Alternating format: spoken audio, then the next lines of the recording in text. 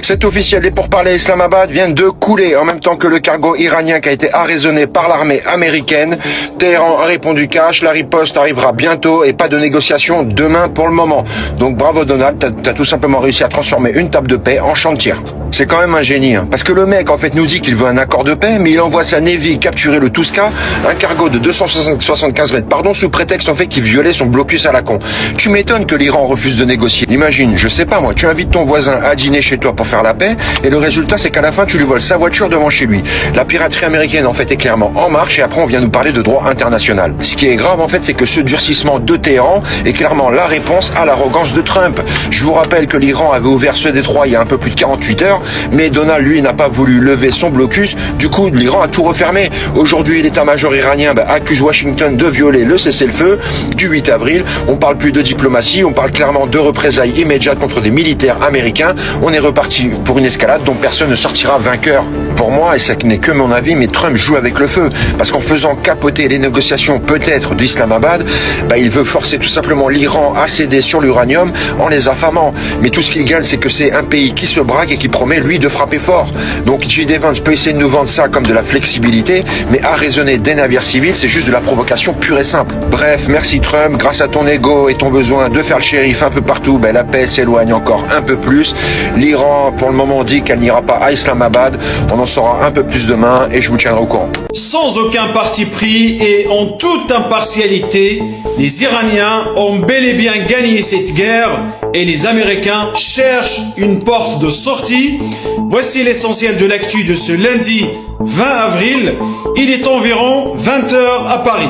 Une fois de plus, l'administration américaine s'embourbe dans la confusion et les contradictions. Trump avait déclaré à la mi-journée au New York Post que la délégation américaine qui devrait mener les négociations était déjà en route vers le Pakistan. Or, CNN vient de démentir les propos du président. Elle assure que cette délégation ne devrait quitter Washington que mardi. Côté iranien, les choses sont beaucoup plus claires. La diplomatie iranienne affirme que la République islamique ne fera aucune concession et qu'il est inutile de faire le déplacement vers Islamabad pour entendre les mêmes choses. L'Iran qui continue de faire du nettoyage en interne, on vient d'apprendre que 2 hommes viennent d'être exécutés. Ils sont accusés d'avoir des liens avec le renseignement israélien. Énorme information qui vient de tomber. Donald Trump vient d'annoncer à Fox News que le deal des négociations de fin de guerre sera signé aujourd'hui. Le Pakistan aurait réussi à refaire venir l'Iran sur la table des négociations et aurait fait en sorte que le blocage américain soit définitivement terminé. Alors encore une fois, avec Donald Trump, on attend de savoir ce qui va se passer. Par contre, le fait que le Pakistan ait ramené l'Iran sur la table des négos et également que les États-Unis aient accepté de débloquer le passage est une information qui vient de plusieurs sources qui ont parlé à Reuters. Donc souvent, c'est quand même assez fiable. Mais peut-être qu'on arrive définitivement donc à la fin de cette guerre. On attend de voir les conditions. Pour l'instant, il y en a aucune qui a vraiment filtré. Il va falloir faire très attention aux déclarations parce que de toute manière, du côté américain, on va venir expliquer à tout le monde que les États-Unis ont gagné parce que les Américains ne peuvent pas repartir d'Iran avec une défaite médiatique ou une défaite de l'opinion publique, même si je pense que c'est déjà terminé pour eux. Et que quoi qu'il arrive, l'Iran sera dans la tête des gens le grand gagnant de cette guerre. Parce que c'est sûr que s'il y a eu des négociations aujourd'hui, l'Iran ne redonnera pas son uranium enrichi aux États-Unis. Ça, je n'y crois pas une seule seconde. Mais en tout cas, les amis, l'information, elle vient de tomber. Nous arriverions peut-être à la fin de cette guerre. Je prédis un énorme... Parce qu'évidemment, les Américains ont été piégés par Israël dans cette affaire. Et je prévois, on en parlera dans quelques années, un énorme retour de bâton. Alors, je pense qu'on se dirige vers une catastrophe gigantesque au Moyen-Orient, et je pense qu'il y aura un backlash pour l'Amérique très fort. Les gens arrêteront d'acheter leur pétrole en dollars, parce que le système avant c'était que on achetait le pétrole en dollars, et les pays qui vendaient le pétrole ensuite investissaient le dollar dans les actions et les obligations surtout d'États américaines. Tout ça, à mon avis, ça va finir. Ça va être. Donc ça, c'est le backlash, et je pense qu'il y aura un backlash terrible aussi contre Israël. Je pense qu'Israël est allé à retour de bâton, on peut dire ça absolument, est allé beaucoup trop loin, et là d'aller casser, d'aller bombarder des usines, même une usine de climatiseurs en Iran, ou aller bombarder les champs pétroliers les champs pétroliers en Iran, qui font l'avenir de l'Iran, le futur de la population que vous prétendez protéger, Isaac Barchicha, c'est allé beaucoup trop loin. Ce qu'il faut garder à l'esprit, c'est que Trump est totalement acculé. Il s'est piégé lui-même avec l'Iran. Hein. Il ne sait pas trop comment s'en sortir. Il mendie quelques miettes aux Iraniens. Il est prêt à tous les compromis. Et effectivement, je ne pense pas qu'il retournera en guerre, ou alors il faudrait vraiment qu'il soit provoqué. Et donc, on a un président acculé avec derrière lui une administration, une coquille vide. Plus personne ne sait quoi dire. Tout le monde a peur et tout le monde a été vidé de sa substance. Je suis totalement d'accord avec vous. Donald Trump est prêt à accepter n'importe quoi. Même de lever le blocus. Les 440 en termes de négociations pour arriver à la fin de la guerre et donc lever du blocus là. Israël est impopulaire comme jamais aujourd'hui aux États-Unis. L'opinion américaine, la communauté juive sont opposées de plus en plus à Israël. On n'a jamais vu des sondages aussi défavorables au soutien américain à l'État hébreu. Et Donald Trump, une fois encore, doit se sortir de ce guêpier et doit tenir compte de son opinion en général, mais surtout celle de la base MAGA. Et troisièmement, Trump en a marre d'être ridiculisé sur les plateaux télé tous les soirs comme la poupette de Netanyahou, merci la propagande iranienne, et ça, il se sent humilié et vexé.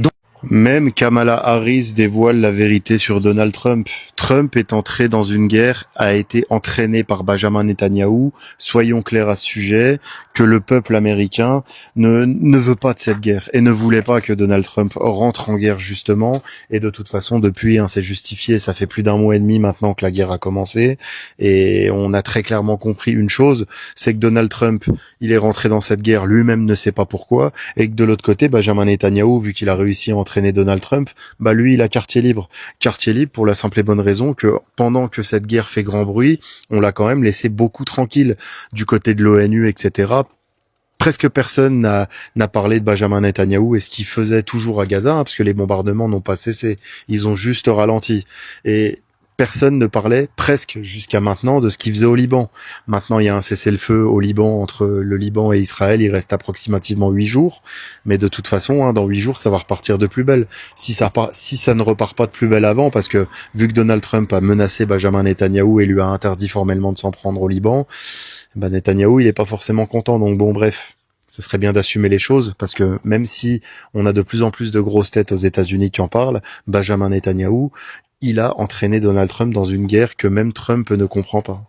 Candace Owen accuse Trump de ne pas être chrétien et d'être sous l'emprise du démon. C'est étonnant comme tous les soutiens de Trump le lâchent. Je vais vous faire écouter ce que dit Candace Owen, mais c'est pas la seule. Il y en a beaucoup qui le lâchent parce que, en fait, il fait que de la merde. He is truly, and I do not say this to be extra, I do not say this to be performative, he is truly under demonic influence. You see that in the prayers. Pendant ce temps, Trump, il est en train de dessiner l'arche de triomphe pour Washington. Voilà. C'est ce qu'il est en train de faire, c'est son sujet du jour.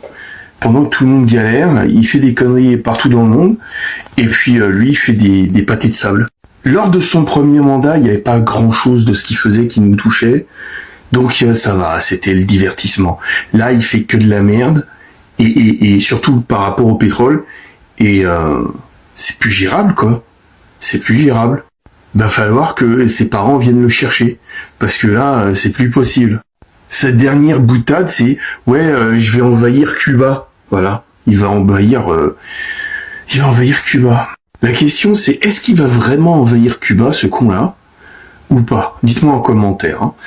Serrez les rangs et restez unis. Ça y est, la France va devoir dépendre de la Chine et plus jamais des Américains. Car à partir de maintenant, les Européens devront payer leur pétrole et leur gaz en yuan chinois. Et concrètement, pour la France, c'est clairement un séisme économique. Car jusqu'à présent, l'Europe achetait son énergie en euros ou en dollars. Et si on doit soudainement acheter des milliards d'euros de yuan chinois pour payer notre gaz, donc la valeur de notre monnaie qui est l'euro va s'effondrer. Et le résultat, une inflation massive en France. Tout simplement, ta facture de chauffage ou ton plein d'essence ne dépendront plus de Paris ou de Bruxelles, mais directement de la Banque centrale de Pékin. Mais alors ensuite, est-ce que la Chine devient la première puissance mondiale grâce à ça? Tout simplement, la réponse est oui, et sans tirer une seule balle. Car depuis 50 ans, les États-Unis dominent le monde grâce au pétrodollar. La condition qui obligeait tout le monde à utiliser leur monnaie pour acheter du pétrole. Mais en imposant le pétro-yuan, la Russie offre à la Chine l'arme absolue pour détruire l'hégémonie américaine. Et l'Europe et la France se retrouvent totalement prises en étau. Car tout simplement, si on refusait, on n'a plus d'énergie. Et si on accepte, on finance la domination totale de la Chine et on se met les Américains à dos.